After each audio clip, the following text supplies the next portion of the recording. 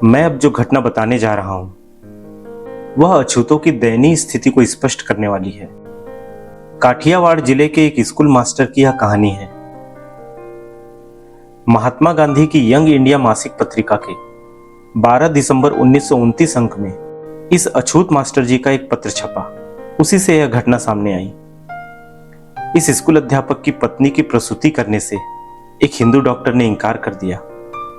इस कारण इस स्कूल अध्यापक की पत्नी और नवजात शिशु की मृत्यु किस प्रकार हुई, इस भयानक घटना का वर्णन उपरोक्त पत्र में है।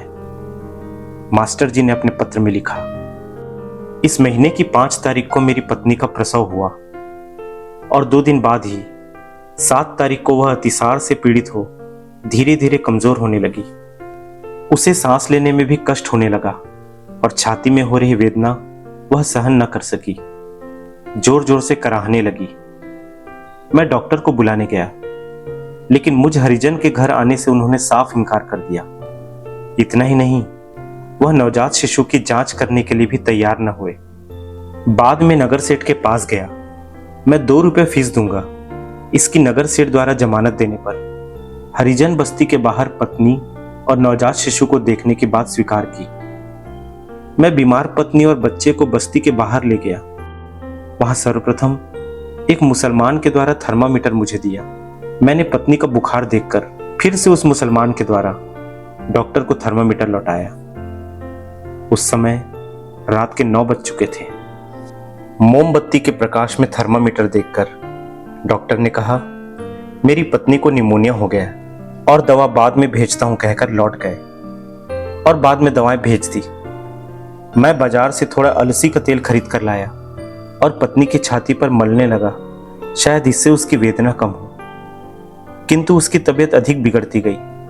उसकी जांच फिर से करने की प्रार्थना डॉक्टर जी से करते हुए 2 रुपए फीस देने को तैयार होने पर भी डॉक्टर नहीं आए और दूसरे दिन मेरी पत्नी का देहांत हो गया। दोपहर 2 बजे इस पत्र के लेखक शिक्षक का नाम यंग इंडिया ने भी प्रकाशित नहीं किया और न उस डॉक्टर का नाम ही प्रकाशित किया।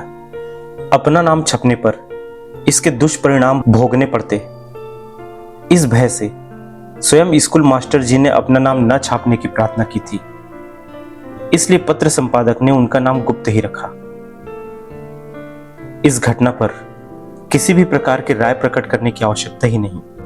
मास्टर जी की पत्नी को केवल वह अछूत है, इसलिए उच्च शिक्षित डॉक्टर ने अपने हाथ से थर्मामीटर लगाना भी उचित नहीं समझा।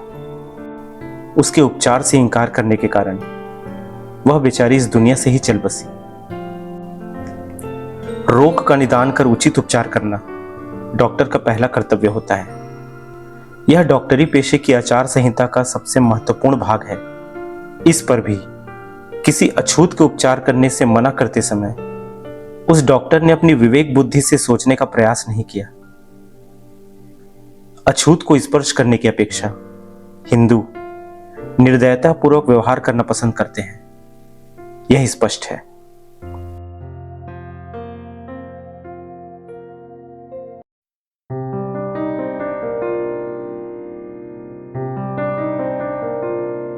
यह कहानी डॉक्टर अंबेडकर की किताब वीजा की प्रतीक्षा में, वेटिंग फॉर अ वीजा से लिया गया है।